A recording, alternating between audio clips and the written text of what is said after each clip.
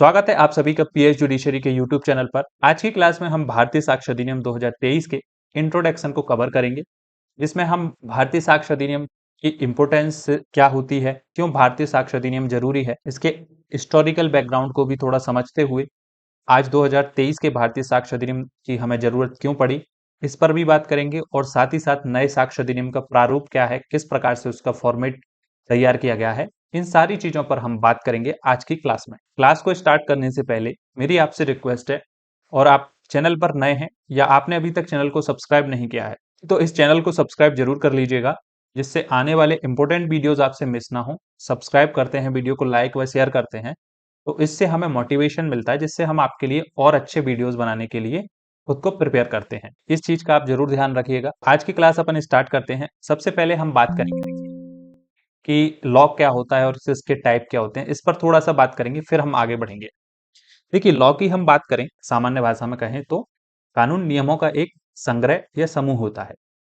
जैसे हम एग्जाम्पल की बात करें तो देखिए, हम बचपन में क्रिकेट खेलते थे हम सभी। तो हम गली मोहल्ले में यदि क्रिकेट खेलते थे तो वहां पे हम कुछ नियम बना लेते थे, जैसे कि वन टिप आउट होगा या नहीं, कहाँ पर डायरेक्ट बॉल लगना आउट होगा। तो इस टाइप से हम क्या करते थे, बहुत सारे कुछ कुछ नियम बना लेते थे, और जब हम उस प्लेस पे खेलते थे, पर्टिकुलर प्लेस पे, तो उन नियमों के अकॉर्डिंग ही हम क्या है, अपने मैच को खेला करते थे। तो वो नियम क्या हो गए, उसके लिए लॉ हो गए, उनको कोई तोड़ता नहीं था। ठीक है। ठीक इसी प्रकार से जब ये खेल जो है इंटरनेशनल लेवल पे खेला जाता है, तो वहां पे गवर्न करती है अथॉरिटी, वो है आईसीसी यानी कि इंटरनेशनल क्रिकेट काउंसिल। वो इसके लिए रूल्स बनाती है, और उसके अकॉर्डिंग ही जो है पूरे वर्ल्ड वाइड में क्रिकेट खेला जाता है।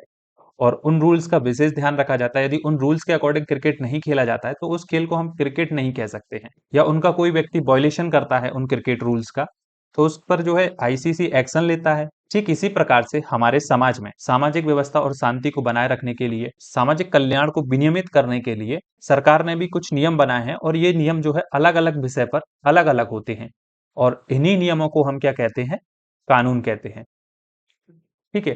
तो हम यदि संयुक्त परिभाषा की बात करें तो कानून जो है संप्रभु के द्वारा तैयार किए गए नियमों का एक समूह है। देखिए, कानून जो रहता है यानी कि विधि के जो टाइप होते हैं वो मोटे तौर पर दो प्रकार के होते हैं। एक होता है आपका सारभूत विधि, दूसरा होता है आपकी प्रक्रियात्मक विधि।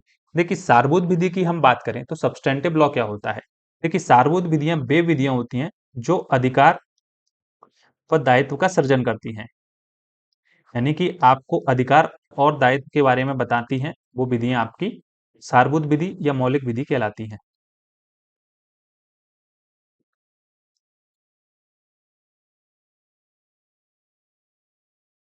सृजन करने वाली विधियां। इनके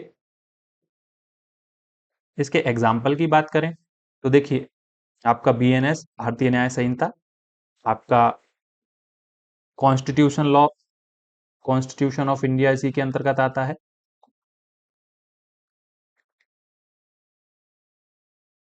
आपका एसआरए इसके अंतर्गत आता है। ट्रांसफर ऑफ प्रॉपर्टी एक्ट इसके अंतर्गत आता है। आपका टीपीए कॉन्ट्रैक्ट इसके अंतर्गत आता है। ये सारी विधियां क्या हैं, आपके सारभूत विधि हैं, क्योंकि इसमें कहीं ना कहीं आपके अधिकार और दायित्व का सृजन किया गया है। दूसरी विधि होती है हमारी प्रोसीजरल लॉ। देखिए, प्रक्रियात्मक विधि के बिना सारभूत विधि बेकार है, क्योंकि जब आपको आपके अधिकार दायित्व तो मालूम होगा, लेकिन आपको वो रास्ता ही नहीं पता होगा कि कैसे आप उन अधिकार और दायित्व को लागू करवा सकते हैं। तो इसीलिए हमें प्रक्रिया विधि की जरूरत होती है। तो प्रक्रिया विधि वो विधि होती है जिसके द्वारा जिसके द्वारा अधिकार व दायित्व का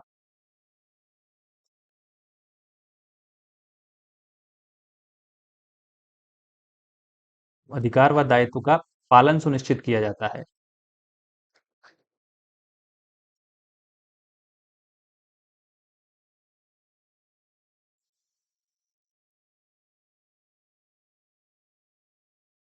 वे विधियां आपकी प्रक्रियात्मक विधि कहलाती हैं, जैसे कि वीएनएसएस आपकी प्रक्रियात्मक विधि है, सीपीसी आपकी प्रक्रियात्मक विधि है, लिमिटेशन आपकी प्रक्रियात्मक विधि है, एविडेंस एक्ट, यानी कि अब तो ये साक्ष्य अधिनियम हो गया आपका। तो साक्ष्य अधिनियम आपका क्या है, साक्ष्य अधिनियम भी आपका क्या है, प्रक्रियात्मक विधि है,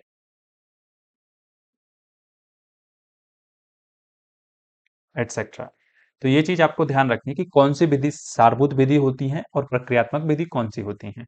तो ये जो है सामान्यतः विधियां जो होती हैं वो दो टाइप की होती हैं, और हमारा जो साक्ष्य अधिनियम है वो हमारा क्या है, प्रक्रियात्मक विधि है। और उसी प्रक्रियात्मक विधि को क्या है, हम आज पढ़ने वाले हैं। देखिए, सबसे पहले हम बात करेंगे कि साक्ष्य विधि आखिर होती क्या है, साक्ष्य एक्चुअल में है क्या। देखिए, एविडेंस शब्द जो है, यानी कि इंग्लिश में साक्ष्य को एविडेंस कहते हैं, तो एविडेंस का जो शब्द है, यानी कि जो केवल वर्ड है, एविडेंस वर्ड है, वो लैटिन भाषा के एविडेयर शब्द से मिलकर बना है। ये जो एविडेयर शब्द होता है, इसका मतलब होता है स्पष्ट रूप से अन्वेषण करना, स्पष्ट रूप से अन्वेषण करना,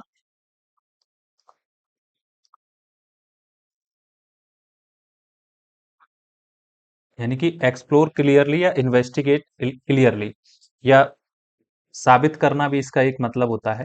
हिंदी में इसका मतलब होता है साबित करना या स्पष्ट रूप से अन्वेषण करना। ठीक है, तो एविडेयर का ये शाब्दिक अर्थ हो गया कि एविडेंस का हम यदि शाब्दिक अर्थ लें तो उसका मतलब होता है कि स्पष्ट रूप से अन्वेषण करना या साबित करना। कुछ डेफिनेशंस हैं थिंकर्स की, जैसे कि सामंत की परिभाषा दी गई है। इन्होंने कहा कि कोई भी तथ्य जिसमें प्रमाणकारी बल हो, साक्ष्य कहलाता है। यानी कि ऐसा कोई भी तथ्य है जो किसी दूसरी चीज को साबित कर सकता है, वो क्या है, आपका एविडेंस है। ठीक है, ठीक इसी प्रकार से बेंथम ने भी एक परिभाषा की है। बेंथम कहते हैं कि ऐसा तथ्य जिसके मस्तिष्क के सामने उपस्थित होने पर किसी दूसरे तथ्य के अस्तित्व या अनस्तित्व का पता लगाए, साक्ष्य कहलाता है। यानी कि बेंथम ने यह कहा कि यदि कोई भी तथ्य है जो यदि हमारे दिमाग के सामने आता है, तो वो किसी दूसरे तथ्य के अस्तित्व अनस्तित्व का पता लगा सकता है। जैसे हम इसे एक एग्जाम्पल से समझते हैं। मान लीजिए कि ये इस चीज को साबित करना है कि ए एक व्यक्ति है जो जब बी की हत्या हुई थी तो ये क्राइम सीन पे देखा गया था। इस चीज को साबित करना है, किस फैक्ट को साबित करना है, इसकी प्रेजेंस को क्राइम सीन पे साबित करना है। ठीक है, तो वहां पे सीसीटीवी फुटेज जो है, सीसीटीवी फुटेज वहां पे दिए जाते हैं, तो इसकी कार को जो है यहाँ पे देखा जाता है। ठीक है, और उस फोटोज के अंतर्गत ये व्यक्ति जो है उसमें दिख भी रहा है कार को चलाते हुए। यहाँ पे ये फोटोज यदि कोर्ट के सामने रखे जाएं तो जज क्या बिलीव करेगा, ये मानेगा ना कि इस तथ्य का अस्तित्व है। कौन से तथ्य का, कि ए जो है घटना स्थल पर मौजूद था। और यदि मान लो कि इसकी प्रेजेंस जो है इस फोटोज में आ ही नहीं रही है, तो कोर्ट ये मानेगा कि हाँ भाई उसकी प्रेजेंस नहीं थी वहां पर। ठीक है, तो कोई भी ऐसा तथ्य जिसके हमारे दिमाग के सामने यानी कि मस्तिष्क के सामने आने पर दूसरे तथ्य के अस्तित्व को या उसके अनस्तित्व को, एग्जिस्टेंस और नॉन एग्जिस्टेंस का जो पता लगता है, वो आपका एविडेंस कहलाता है। ठीक है, आई होप आप इस चीज को समझे होंगे कि एविडेंस क्या होता है। तो हम सामान्य भाषा में कहें तो देखिए, साक्ष्य एक वो साधन होता है जिसके माध्यम से हम किसी तथ्य को साबित करते हैं।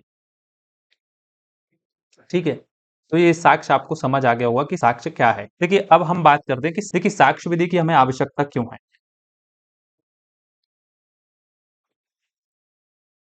साक्ष्य विधि की इंपोर्टेंस की बात कर लेते हैं, साक्ष्य विधि का महत्व। इंग्लिश में इसको बोलते हैं इंपोर्टेंस ऑफ एविडेंस लॉ। ठीक है, तो इस पर हम बात करें। देखिए, साक्ष्य विधि जो है एक बहुत ही इंपॉर्टेंट रोल प्ले करती है हमारे जस्टिस सिस्टम में। इसके पीछे पहला है ये कि ये सत्यता को स्थापित करती है, यानी कि सत्यता का पता लगाती है।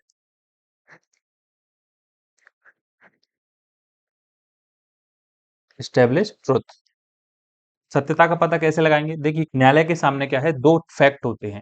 एक व्यक्ति किसी चीज को कह रहा होता है कि उसको वो अधिकार प्राप्त है, और दूसरा उससे डिनाई कर रहा होता है। तब कोर्ट को ये डिसाइड करना होता है कि वो उनमें से सच कौन बोल रहा है, और वो डिसाइड करता है कोर्ट साक्ष्य विधि के अधीन रहते हुए। ठीक है, तो साक्ष्य विधि हमें क्या है, सत्यता को स्थापित करने के लिए जरूरी होती है। दूसरी जो है आपकी निष्पक्ष सुनवाई को सुनिश्चित करती है ये।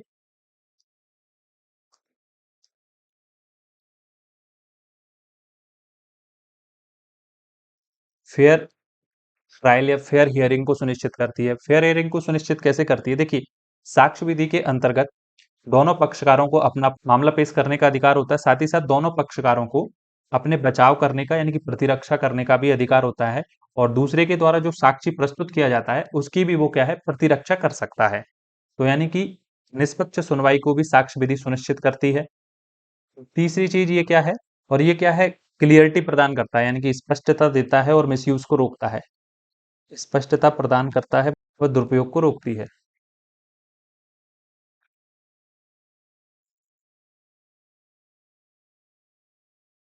कि साक्ष्य विधि जो होती है उसमें उन तथ्यों को बारे में बताया जाता है कि कोर्ट के सामने कौन से तथ्य जो है साबित किए जाने हैं।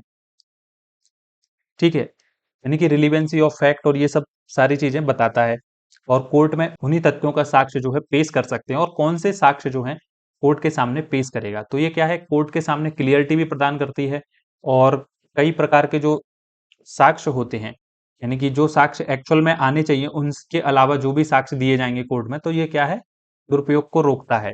और फोर्थ आपका होता है समय की बचत।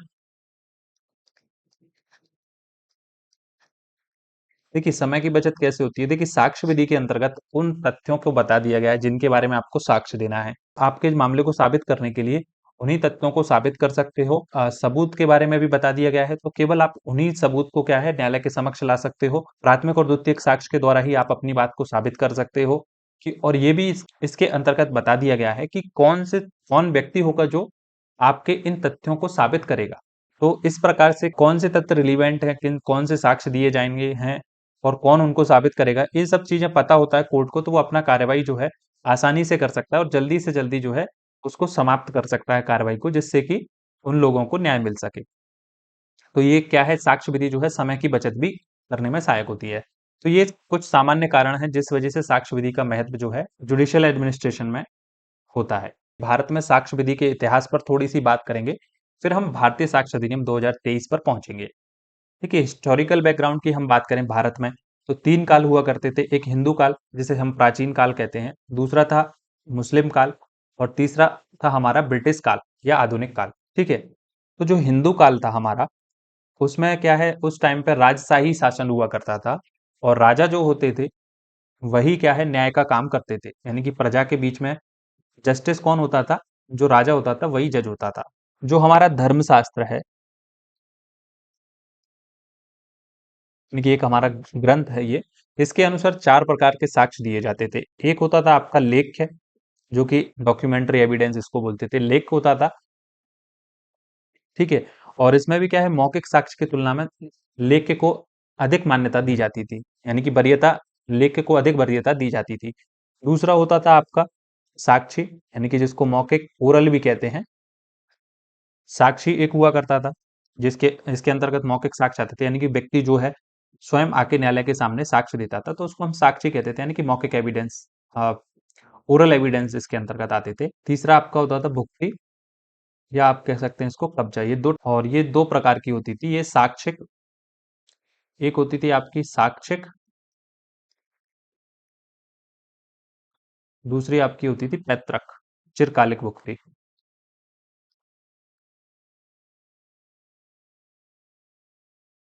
कब्जे से रिलेटेड जो भी झगड़े होते थे उनके संबंध में भुक्ति का साक्ष्य दिया जाता था, जो कि दो प्रकार से होता था, एक साक्षिक और चिरकालिक। और चौथा आपका होता था दैवीय, दैवी परीक्षा, यानी कि डिवाइन टेस्ट। ठीक है, तो ये चार प्रकार के साक्ष्य जो हैं राजशाही शासन में चला करते थे धर्मशास्त्र के अनुसार। तो ये चीज आपको ध्यान रखना है कि ये चार प्रकार के एविडेंस जो हैं हिंदू काल में दिए जाते थे। फिर हमारा मुस्लिम काल आया। मुस्लिम काल में भी क्या है, मुख्य रूप से जो मुस्लिम विधि थी, यानी कि जो कुरान था उसके अनुसार न्याय करना देवीय कृत्य माना गया था इसके अंतर्गत, यानी कि न्याय करना क्या है, एक्ट ऑफ गॉड है, ऐसा कुरान के अंतर्गत माना जाता था। और इसमें जो है दो प्रकार के साक्ष्य दिए जाते थे, यानी कि जो हमारा साम्य विधि जो हुआ करती थी, कॉमन लॉ पद्धति के से प्रेरित थी ये मुस्लिम विधि। तो इसके अंतर्गत दो प्रकार के साक्ष्य दिए जाते थे, मौखिक साक्ष्य, यानी कि जिसको बोलते हैं ओरल एविडेंस, और दूसरा होता था आपका डॉक्यूमेंट्री, दस्तावेजी साक्ष्य। यहाँ पे एक इंपॉर्टेंट चीज ये थी कि मुस्लिम काल के दौरान जो साक्ष्य दिए जाते थे उसमें जो पुरुष साक्षी होता था उसको महिला साक्षियों पर अधिक वरीयता दी जाती थी। जैसे मान लीजिए कि कोई बात दो महिलाएं बोल रही हैं और उसके अपोजिट में यदि कोई पुरुष बोल रहा है, तो वो दोनों साक्ष्य जो है बराबर माने जाते थे। और एक अकेला पुरुष बोल रहा है और एक अकेली महिला बोल रही है, तो वहां पे पुरुष साक्ष्य को अधिक महत्व दिया जाता था मुस्लिम काल में। तो ये मुस्लिम काल के दो प्रकार के साक्ष्य चला करते थे। फिर आया ब्रिटिश काल। देखिए ब्रिटिशर्स जब भारत आए 1600 ईस्वी में, तो उनका उद्देश्य पहले जो था वो केवल व्यापार करना था। बाद में धीरे धीरे वो भारत के भीतर रहते गए और धीरे धीरे उनकी जो मंशा थी वो शासन करने की बढ़ती गई। देखिए 1834 में जो था, 1834 में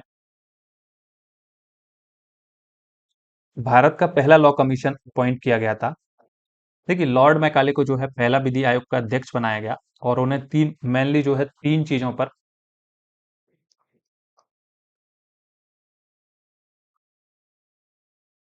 इन्हें जो है मेनली तीन चीजों पर सिफारिश करनी थी। पहली थी कि जो भारत के भीतर दंड कानून है उनका संहिताकरण करना था, यानी कि उनको इकट्ठा करना था, क्योंकि अलग अलग विधि लागू होती थी, मुस्लिम पर मुस्लिम विधि, हिंदुओं पर हिंदू विधि। तो उनको एक एक एकत्रित करना था, यानी कि कोडिफिकेशन करना था, उनका संहिताबद्ध करना था। दूसरा था कि जो गैर हिंदू और गैर मुसलमान हैं उनके संबंध में स्थानीय विधि कानून लागू करना था। उनकी स्थानीय विधि, क्योंकि देखिए हिंदुओं के संबंध में हिंदू विधि लागू होती थी और मुसलमानों के संबंध में मुस्लिम विधि लागू होती थी। जो बाहर के लोग रहते थे जैसे कि क्रिश्चियन हो गए, फारसी लोग हो गए, इन पे कोई विधि जो है भारत में इनके लिए कोई भी विधि नहीं थी, तो उनके लिए एक विधि बनाना था। तीसरी थी जो सिविल और क्रिमिनल लॉज हैं इंडिया के अंतर्गत, उनका संहिताकरण करना था। ठीक है, तो ये मेन तीन चीजों की सिफारिश करने के लिए लॉर्ड मैकाले को अध्यक्ष बनाया गया। और लॉर्ड मैकाले के सिफारिश के बाद ही जो है इन्होंने आईपीसी का ड्राफ्ट तैयार किया था और भारत में दंड कानून लागू हुआ था। साक्ष्य कानून की बात करें हम भारत में, तो 1834 में जो है लॉर्ड मैकाले की अध्यक्षता में पहले विधि आयोग का गठन किया गया। उसके बाद 1835 में जो है भारत में पहली बार जो है साक्ष्य के विषय पर कानून बनाया गया था, जो कि कुछ ही जगह पर लागू होता था और उतना पर्याप्त नहीं था। और 1835 से लेकर, यानी कि 1835 से 1855 तक इस विषय पर, यानी कि जो साक्ष्य अधिनियम था हमारा, इस विषय पर 11 कानून जो है लागू किए गए थे। 11 अलग अलग कानून लागू होते थे और ये सारे कानून जो है अंग्रेजी साक्ष्य जो विधि थी उसके अनुसार थे।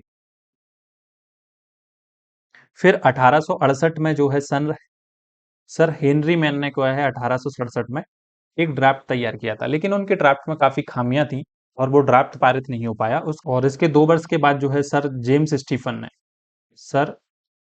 स्टीफन ने जो है 1872 का जो कानून था हमारा भारतीय साक्ष्य अधिनियम 1872, इसका ड्राफ्ट तैयार किया और इसे पारित करवाया। देखिए सर जेम्स स्टीफन ने जो ड्राफ्ट तैयार किया था वो भारत में भारतीय साक्ष्य अधिनियम, यानी कि इंडियन एविडेंस एक्ट, साक्ष्य अधिनियम 1872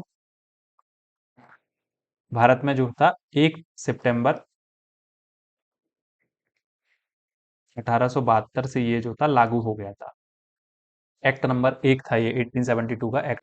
ये जो कानून था वो 30 जून 2024 तक लागू रहा।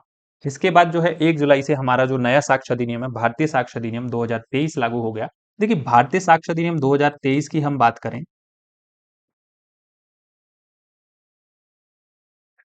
भारतीय साक्ष्य अधिनियम 2023, तो इसका जो बिल था, यानी कि तीन जो नए दंड कानून थे उनका बिल जो है पहली बार संसद में 11 अगस्त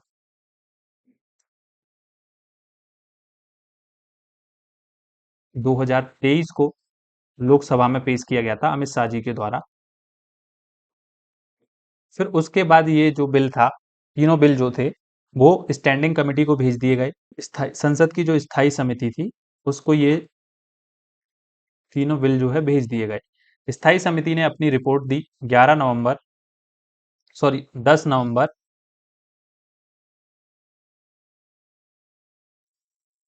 2023 को अपनी रिपोर्ट दी। जो समिति ने सिफारिश की थी उन सिफारिशों को मानते हुए जो पुराना लोकसभा का बिल था, ये वाला जो बिल था 11 अगस्त वाला, इसको वापस ले लिया और फिर से जो है भारतीय साक्ष्य विधेयक 2023 के रूप में इसको पेश किया और ये जो है लोकसभा से लोकसभा से 20 दिसंबर 2023 को पारित हो गया और राज्यसभा से जो है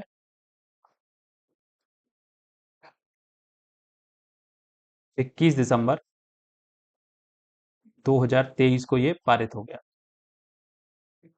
तो ये चीज आपको ध्यान रखना है कि ये जो बिल था हमारा वो 11 अगस्त को लोकसभा में पेश हुआ, फिर स्टैंडिंग कमेटी को चला गया। स्टैंडिंग कमेटी ने अपनी 10 नवंबर 2023 को रिपोर्ट दी।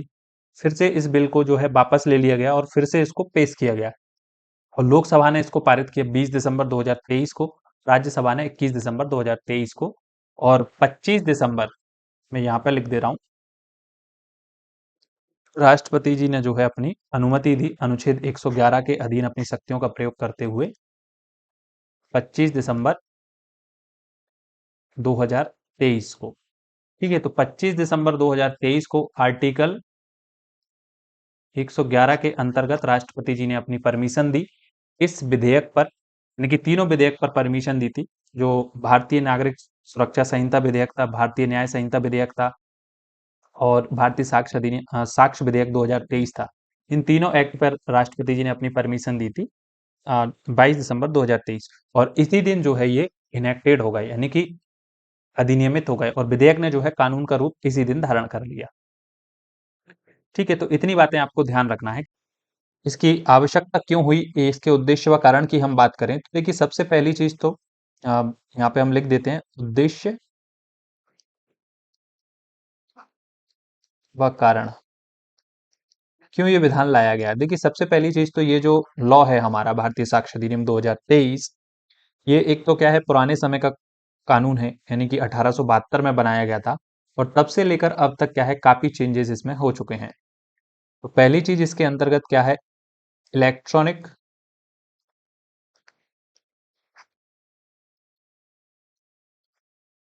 व डिजिटल सूचना को शामिल करना, सूचना को साक्ष्य में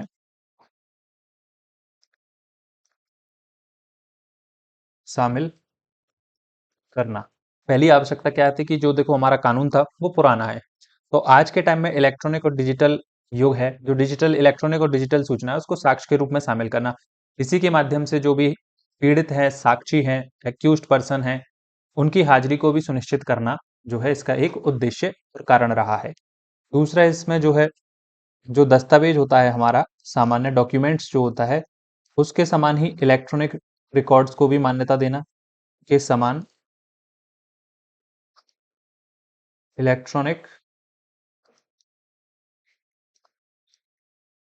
जिस प्रकार से एक दस्तावेज साक्ष्य में ग्राह्य होता है उसी प्रकार से दस्तावेज के समान इलेक्ट्रॉनिक या डिजिटल साक्ष्य को ग्राह्य बनाना। तीसरा है हमारा द्वितीयक साक्ष्य के क्षेत्र को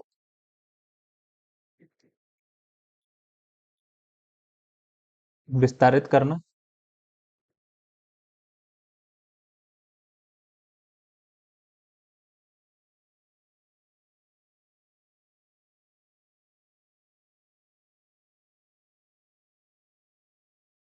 चौथा है हमारा, यानी कि फोर्थ है ग्राह्यता व प्रमाणन के लिए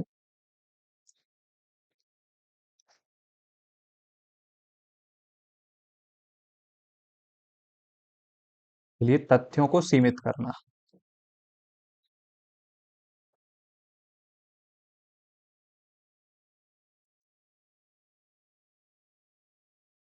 सीमित करना क्या है, ये साक्ष्य अधिनियम के उद्देश्य हैं। इस कारण से हमें जो है भारतीय साक्ष्य अधिनियम 2023 की आवश्यकता पड़ी। इन कारणों को आप ध्यान रखेंगे और जब हम इनसे रिलेटेड प्रोविजन पढ़ेंगे तो वहां पे भी हम देखते हुए चलेंगे कि क्या क्या इनकी आवश्यकता थी, कहाँ कहाँ पे क्या क्या चेंजेस हुए हैं भारतीय साक्ष्य अधिनियम 2023 के अंतर्गत। ठीक है, अब बात करते हैं हम भारतीय साक्ष्य अधिनियम 2023 के प्रारूप पर। देखिए ये इमेज में आप देख पा रहे होंगे, ये भारतीय साक्ष्य अधिनियम 2023 है, को 4 पार्ट में डिवाइड किया गया है, पार्ट 1, पार्ट 2 और पार्ट 3 और पार्ट 4। देखिए पार्ट 1 आपका बात करता है प्रिलिमिनरी, यानी कि प्रारंभिक में बात करता है, धारा 1 और 2 इसके अंतर्गत आती है। धारा 1 शॉर्ट टाइटल एप्लीकेशन और कमिटमेंट की बात करती है। सेक्शन 2 जो है आपकी परिभाषाएं बताता है। रिलीवेंसी ऑफ फैक्ट के अंतर्गत एक चैप्टर रखा है और उसके अंतर्गत सेक्शन 3 और सेक्शन 4 से लेके आपका सेक्शन 50 तक हम जो है रिलीवेंसी ऑफ फैक्ट के बारे में पढ़ेंगे। ठीक है। उसके बाद आप पार्ट 3 जो है वो सबूत के बारे में बात करता है। इसके अंतर्गत चैप्टर 3 जो तथ्य जिनको साबित करने की आवश्यकता नहीं है 51 से 53 धारा के बीच हम पढ़ेंगे। फिर चैप्टर 4 जो है आपका मौखिक साक्ष्य के बारे में बात करता है, धारा 54-55 के अंतर्गत इसको पढ़ेंगे। चैप्टर 5 आपका है दस्तावेजी साक्ष्य के बारे में बात करता है, ये हम 56 से 73 के अंतर्गत पढ़ेंगे। और चैप्टर 6 जो है आपका ये बताता है कि दस्तावेजी साक्ष्यों के द्वारा मौखिक साक्ष्य का अपवर्जन करता है। 94 से 103 तक में हम पढ़ेंगे। तो इस प्रकार से पार्ट 3 के अंतर्गत हम सेक्शन 51 से लेके सेक्शन 103 तक पढ़ेंगे। यानी कि कहाँ से पढ़ेंगे? सेक्शन 51 से 103 तक। ये हम पार्ट 2 के अंतर्गत पढ़ेंगे। देखिए आगे मैं आपको 3 वर्ड बताऊंगा, वो 3 वर्ड आपने अच्छे से समझ लिए तो पूरा एविडेंस एक्ट आपको पूरा समझ आ जाएगा। और उन 3 वर्ड पे ही पूरा एविडेंस एक्ट चलता है। ठीक है। और पार्ट 4 किसके बारे में बात करता है? Production and effect of evidence के बारे में बात करता है। तो इसके अंतर्गत जो बाकी चैप्टर रहे हैं, चैप्टर जैसे कि आपका 7 है, चैप्टर 8 है, चैप्टर 9 है, चैप्टर 10 है, चैप्टर 10 है, चैप्टर 11 है, चैप्टर 12 है। तो यानी कि जो बाकी सेक्शन है हमारे सेक्शन 104 से हम 170 तक इसके अंतर्गत पूरे पढ़ेंगे। इसके अंतर्गत एक अनुसूची भी ऐड की गई, यानी कि एक शेड्यूल भी है इसके अंतर्गत। ठीक है। और ये सेक्शन आपके 63 के सबसेक्शन 4 के क्लॉज सी से रिलेटेड है। और ये शेड्यूल जो है एक तरीके से आप जब हम सेक्शन 65 बी का सबसेक्शन 4 पढ़ते थे, इलेक्ट्रॉनिक एविडेंस के रूप में जो है एक प्रमाण पत्र की हम बात करते थे, वो ये इलेक्ट्रॉनिक सर्टिफिकेट की बात करता है अनुसूची के अंतर्गत, यानी कि उसका फॉर्मेट दिया हुआ है। तो ये चीज हमें भारतीय साक्ष्य अधिनियम 2023 के अंतर्गत पढ़नी है। देखिए भारतीय साक्ष्य अधिनियम 2023 के बारे में हम पढ़ेंगे, उससे पहले मैं यहीं पे आपको 3 वर्ड बता देता हूं जिससे आपको पूरा एविडेंस समझ में आ जाएगा। देखिए कोई भी घटना होती है, मान लीजिए कि एक व्यक्ति के साथ में मारपीट हुई, तो जब वो मारपीट के अपने कथन करता है किसी व्यक्ति से, तो उससे सबसे पहले आप उस घटना के बारे में पूछते हो कि क्या हुआ। तो जो क्या हुआ है वो आपको पूरी आपको घटना बताता है कि उसके साथ क्या हुआ, कि बाय नाम के व्यक्ति ने उसके साथ मारपीट की जब वो बाजार जा रहा था। इस प्रकार से वो पूरी कहानी बताता है। अब उसकी कहानी को क्या आप सही मानोगे या नहीं मानोगे? तो भारतीय साक्ष्य अधिनियम जो है ये कहता है कि क्या आपको साबित करना है, जो उसने कहानी बताई उसमें आपको क्या साबित करना है। तो सबसे पहले आपका बॉट, एक वर्ड आपका होता है बॉट। ठीक है।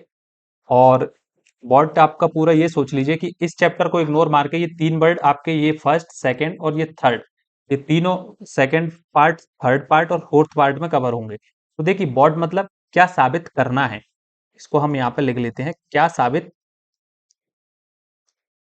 करना है। जो उसने अपनी कहानी बताई उसमें आपको क्या साबित करना है, तो इसके बारे में बात करता है हमारा पार्ट 2, रिलीवेंसी ऑफ फैक्ट। इसके अंतर्गत हम वो सारी चीजें पढ़ेंगे कि क्या आपको साबित करना है ना। तो इसके अंतर्गत हम यही पढ़ेंगे, रिलीवेंसी ऑफ फैक्ट के अंतर,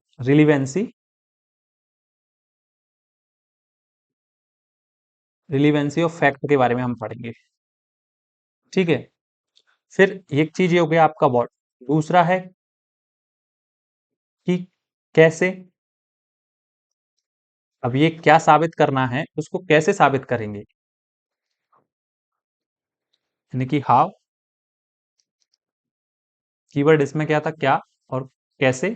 तो इसके अंतर्गत आपका आ जाएगा पार्ट 3 पूरा आ जाएगा इसमें, क्योंकि इसके अंतर्गत क्या बताया पार्ट 3 में। ठीक है। पार्ट 3 में हम क्या पढ़ेंगे, पार्ट 3 यानी कि कैसे पे बात करता है। तो पार्ट 3 में हम सबूत के बारे में पढ़ेंगे, किसके बारे में, कौन से सबूत आपको देने हैं।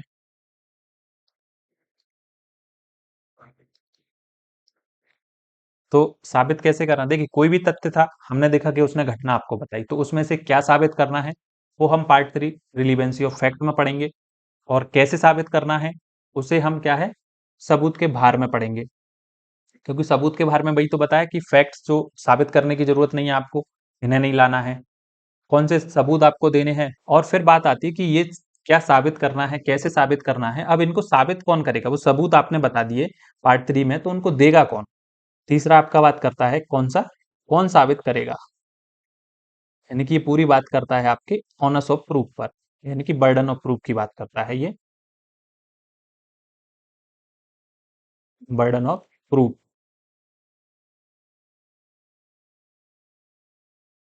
कौन साबित करेगा, यहाँ पे मैं हु लिखना भूल गया, ठीक है। तो इसके अंतर्गत हम बर्डन ऑफ प्रूफ वाला चैप्टर यानी कि चैप्टर 4 इसके अंतर्गत पूरा पढ़ेंगे। तो साक्ष्य अधिनियम, व्हाट, हाउ और हु, इन तीन चीजों को समझना है बस आपको। तो साक्ष्य अधिनियम जो है आपको अच्छे से समझ में आ जाएगा, ठीक है। मैं एक बार और तीनों को एक्सप्लेन कर देता हूं। देखिए, व्हाट यानी कि आपके साथ कोई घटना हुई, तो उसमें से आपको क्या साबित करना है, क्या साबित करना है आपको। घटना तो बहुत बहुत सारी बातें हो सकती हैं, घटना में आपको क्या साबित करना है, ठीक है। कौन से तथ्य आपको साबित करने हैं, वो आप बताएगा कौन, पार्ट 2 में पढ़ेंगे हम उनको। रिलीवेंसी ऑफ फैक्ट बताता है। फिर हाउ, कि जो रिलीवेंट फैक्ट है उनको साबित कैसे करना है, वो सबूत के बारे में बात करता है पार्ट 3 के अंतर्गत। और फिर कौन उसे साबित करेगा, हु गिव एविडेंस या हु प्रूव्ड दीज फैक्ट, तो वो बात करता है आपका पार्ट 4। तो ये चीजें आपको ध्यान रखना है, ठीक है। आई होप आपको यहाँ तक की चीजें क्लियर होंगी।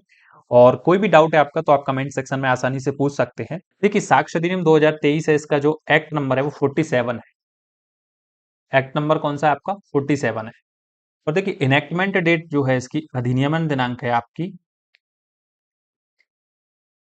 देखिए 2 तारीख होती है। मैंने अपनी पिछली क्लास में जब हम भारतीय न्याय संहिता पढ़ रहे थे तब भी मैंने आपसे डिस्कस की थी कि अधिनियमन दिनांक क्या होती है। देखिए, जिस दिन राष्ट्रपति की एसेंट मिलती है, यानी कि संसद के द्वारा जो है कोई विधेयक को पूर्ण रूप से कानून के रूप में पारित कर दिया जाता है, वो डेट आपकी अधिनियमन यानी कि इनेक्टमेंट डेट कहलाती है। और भारतीय साक्ष्य अधिनियम, भारतीय नागरिक सुरक्षा संहिता और भारतीय न्याय संहिता की अधिनियमन दिनांक है 25 दिसंबर 2023। और दूसरी साइड आप अपनी बैरेक्ट में ही लिख लेंगे प्रवर्तन दिनांक। हालांकि इसे हम आगे पढ़ेंगे, पर आपको यहीं ऊपर ही लिख लेना है प्रवर्तन दिनांक, वहां तो पढ़ेंगे ही, ठीक है। प्रवर्तन दिनांक है आपकी 1 जुलाई 2024, ठीक है। अब इसके ऑब्जेक्ट को पढ़ते हैं। देखिए, निष्पक्ष विचारण के लिए साक्ष्य के साधारण नियमों, साक्ष्य के साधारण नियमों को समेकित करना, पहला इसका ऑब्जेक्ट क्या है, समेकित करना, तथा सामान्य नियमों और सिद्धांतों का उपबंध करने के लिए यह अधिनियम है। An act to consolidate and provide for general rules and principle of evidence for fair trial। तो देखिए, जो जो साक्ष्य विधि है उसका ऑब्जेक्ट ये है कि जो साक्ष्य से संबंधित साधारण नियम है उनको इकट्ठा करना है और उनके संबंध में उपबंध करना है। किस लिए करना है, निष्पक्ष विचारण के लिए। तो ये इसका ऑब्जेक्ट है, समेकन और उपबंध करना। दो वर्ड आपको ध्यान रखना है, कंसोलिडेट एंड सेकंड आपको ध्यान रखना है टू प्रोवाइड, ठीक है। ये दो वर्ड आपको ध्यान रखना है। और फॉर द पर्पज ऑफ क्या है इसका, फेयर ट्रायल के लिए, जनरल रूल्स एंड प्रिंसिपल्स। देखो, साक्ष्य के जो सामान्य नियम और सिद्धांत हैं उनको इकट्ठा करना और उनके लिए उपबंध करना इस अधिनियम का ऑब्जेक्ट है, वो भी किस लिए, निष्पक्ष विचारण के लिए। तो ये इसके ऑब्जेक्ट को आपको ध्यान रखना है। और ये जो है भारत गणराज्य के 74वें वर्ष में जो है संसद के द्वारा अधिनियमित किया गया है, 74th ईयर ऑफ रिपब्लिक। तो ये चीज भी आपको ध्यान रखनी है, ठीक है। देखिए, भाग 1 जो है आपका प्रारंभिक है, इसके अंतर्गत अध्याय 1 प्रारंभिक। देखिए, सेक्शन 1 को अपन पढ़ते हैं। भारतीय साक्ष्य अधिनियम का सेक्शन 1 क्या है। धारा 1 बात करती है संक्षिप्त नाम, लागू होना और प्रारंभ।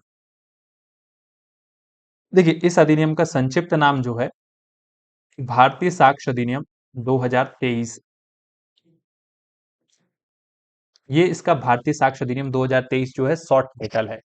देखिए, दो होते हैं, एक संक्षिप्त नाम होता है और एक लॉन्ग टाइटल होता है। देखिए, जब किसी एक्ट का हम इस एक्ट के उद्देश्य के साथ में जब बताते हैं, ये जो एक्ट है भारतीय साक्ष्य अधिनियम, ये पूरा बताते हैं हम, एक्ट का उद्देश्य के साथ में जब वर्णन होता है तो उसका जो होता है वो लॉन्ग टाइटल होता है, और शॉर्ट टाइटल हमने देखा इसका क्या है, भारतीय साक्ष्य अधिनियम है।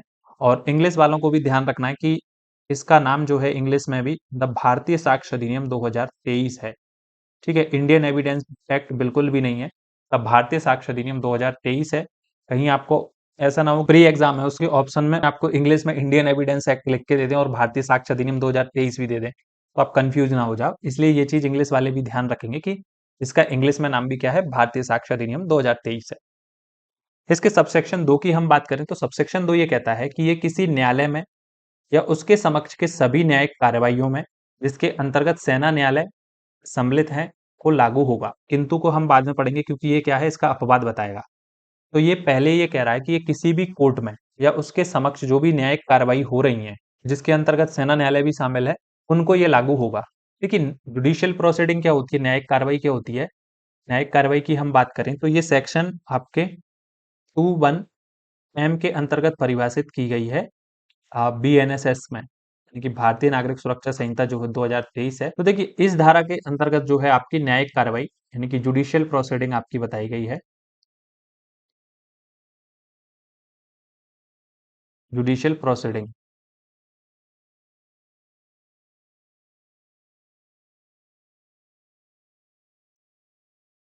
ये परिभाषित की गई। देखिए जुडिशियल प्रोसीडिंग क्या होती है, देखिए किसी भी कार्रवाई के अनुक्रम में जब साक्ष्य जो है वैध रूप से शपथ पत्र लिए जाते हैं या लिए जा सकते हैं तो वो आपकी क्या है, जुडिशियल प्रोसीडिंग कहलाती है। ऐसी कोई भी कार्रवाई हो रही है जहां पे साक्ष्य जो है शपथ पर लिए जाते हैं, लिए जा सकते हैं, तो वो आपकी जुडिशियल प्रोसीडिंग कहलाएगी। तो इसमें ये दोनों न्यायालय पर भी लागू होगा और जुडिशियल प्रोसीडिंग जहां पे हो रही है उनके सामने भी ये जो है साक्ष्य अधिनियम लागू होगा और सेना न्यायालय भी इसमें शामिल है।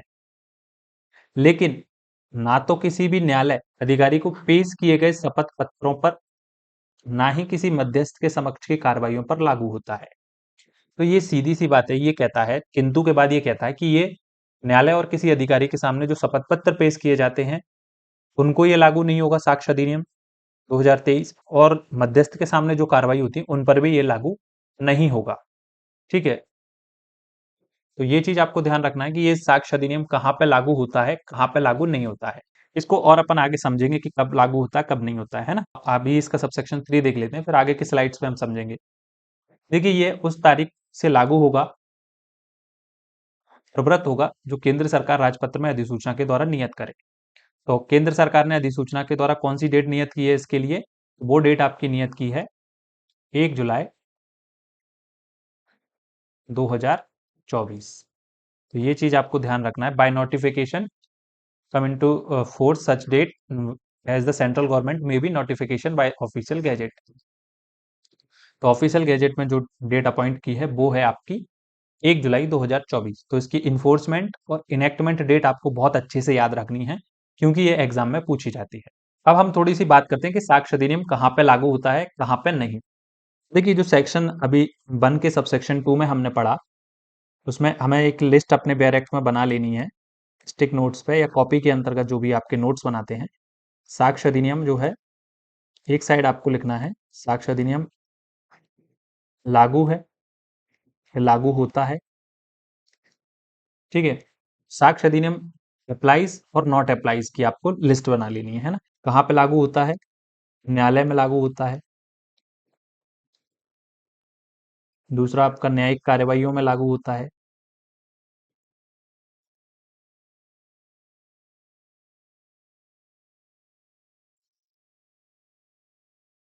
तीसरा सेना न्यायालय में ये लागू होता है। कोर्ट मार्शल जो रहते हैं वहां पे लागू होता है। इसके अलावा जो है कुछ पिछला जो एक्ट था हमारा 1872, तो उसके जो कुछ केसेस थे उसमें ये डिसाइड किया गया कि साक्ष्य विधि जो है कहाँ कहाँ पे लागू होती है। तो ये चीज आपको ध्यान रखना है कि डिक्री के एग्जीक्यूशन में जो है ये लागू होती है, डिक्री के निष्पादन में।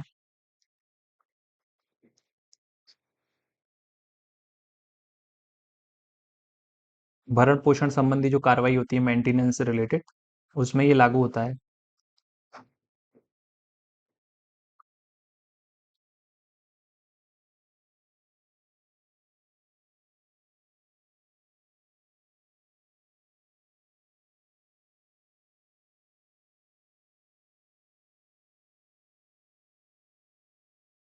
मजिस्ट्रेट के द्वारा जो जांच की जाती है उसमें ये लागू होता है।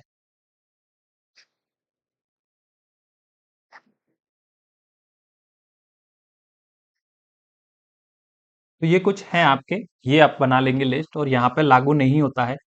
तो ये जो है पहले तो शपथ पत्रों पर लागू नहीं होता है।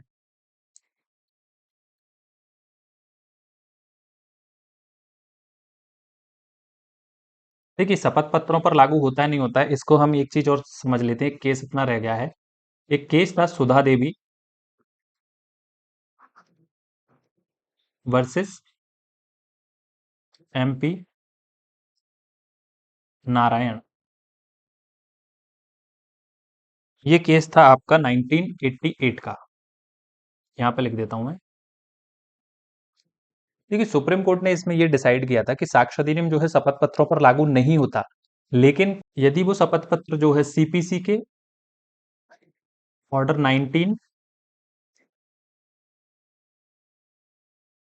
सीपीसी के आदेश 19, पहले तो देखो सीआरपीसी लागू थी तो उसके कुछ सेक्शन थे, तो सीपीसी के स्थान पे आप वीएनएसएस लिख लेना, या बीएनएसएस के सेक्शन 331, 332 और 333, इनमें यदि जब तक अनुज्ञात ना किया गया हो तब तक जो है शपथ पत्रों पर जो है साक्ष्य अधिनियम लागू नहीं होगा।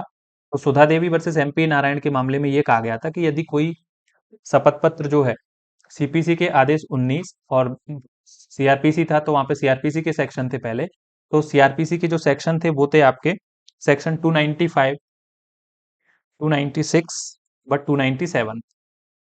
तो यदि इनके अंतर्गत कोई शपथ पत्र अनुज्ञात किया गया है तो उन पे जो है साक्ष्य अधिनियम लागू होगा।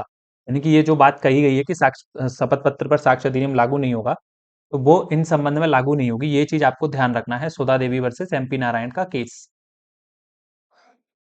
ठीक है। फिर दूसरा है आपका, ये मध्यस्थ के समक्ष जो कार्रवाई होती है वहां पर लागू नहीं होता है।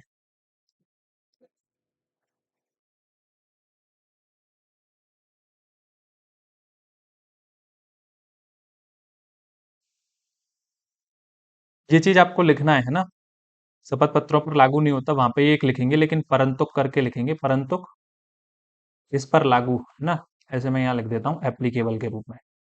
तीसरा आपका कंटेम्प्ट रिलेटेड प्रोसीडिंग होती है, अवमान कार्रवाइयाँ, अवमान कार्रवाइयों में ये लागू नहीं होता है।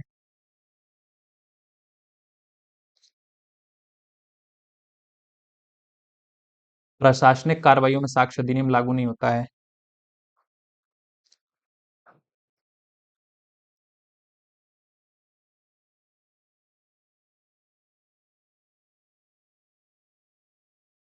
विभागीय कार्रवाई जो होती है उन पर ये लागू नहीं होता है।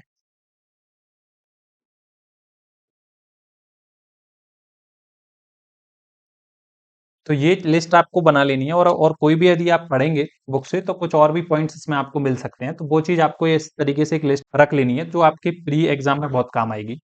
तो ये चीज आपको ध्यान रखना है कि साक्ष्य अधिनियम कहाँ पे लागू होता है, कहाँ पे लागू नहीं होता है। देखिए अब साक्ष्य अधिनियम के बारे में कुछ इंपॉर्टेंट बातें हैं, कुछ महत्वपूर्ण बिंदु आप लिख लीजिए साक्ष्य अधिनियम के बारे में। पूर्ण बिंदु यानी कि इंपॉर्टेंट पॉइंट्स आप लिख लीजिए, जैसे कि इसका एक्ट नंबर कौन सा है, ये आपका एक्ट नंबर है 47 है आपका, है ना, 2023 का। दूसरा आपका ये इनेक्टमेंट कब से हुआ है, इनेक्टमेंट डेट आपकी क्या है, वो है आपकी 25 दिसंबर 2023। इन्फोर्समेंट डेट क्या है, प्रवर्तन दिनांक, वो है आपकी 1 जुलाई 2024। ठीक है, इसके अलावा आपको इसका ऑब्जेक्ट आपको ध्यान रखना है क्या था, और इसके अलावा एक कॉन्स्टिट्यूशन से रिलेटेड आपको ध्यान रखना है कि शेड्यूल 7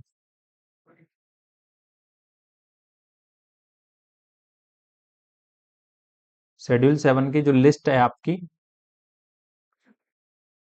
श्री यानी कि कॉन्करेंट लिस्ट का जो है ये विषय है, और उसकी एंट्री नंबर है आपकी एंट्री नंबर 12। तो ये चीज आपको ध्यान रखनी है, ये अक्सर एग्जाम में पूछ ली जाती है और हम उसको गलत करके आ जाते हैं। तो साक्ष्य विधि जो है समवर्ती सूची का विषय है, और इसको जो विषय नंबर है आपका, क्रम संख्या है वहाँ पे एंट्री नंबर वो 12 है। ठीक है? तो इतनी बातें आपको इस चीज़ से ध्यान रखनी है। इसके अलावा हम साक्ष्य विधि के बारे में हम एक आर्टिकल 20 के सब क्लॉज़ 3 के अंतर्गत इस पर जो है हम अलग से बात करेंगे, जो क्या है, ये कहता है कि किसी भी व्यक्ति को अपने विरुद्ध साक्ष्य देने के लिए बाध्य नहीं किया जाएगा। और साक्ष्य अधिनियम जो है कहीं न कहीं किसी व्यक्ति को खुद के पक्ष में साक्ष्य देने की बात करती है और 20(3) जो है साक्ष्य देने से मना करता है। तो इस कंट्रोवर्सी को, इस प्रोविज़न को और साक्ष्य अधिनियम के जो प्रावधान हैं, उनको हम किसी अलग वीडियो में समझेंगे, जिससे आपको इस पर क्लियरिटी आ जाएगी। ठीक है? तो आज की क्लास जो है अपन यहीं पे समाप्त करते हैं और आपको आज की क्लास का कोई भी डाउट है आज की क्लास को लेकर, तो आप कमेंट सेक्शन में पूछ सकते हैं और आपको क्लास ये कैसी लगी, ये भी आपको बिल्कुल बताना ही है, जिससे हम आगे और अच्छे लेक्चर्स आपके लिए बनाएँ। और साथ ही साथ यदि आपको वीडियो अच्छी लगी है तो इसको लाइक करके अपने दोस्तों के साथ शेयर करना बिल्कुल मत भूलिएगा और मिलते हैं अगली क्लास में। हम कोशिश करेंगे अगली क्लास में जो है भारतीय साक्ष्य अधिनियम को और अच्छे से पढ़ें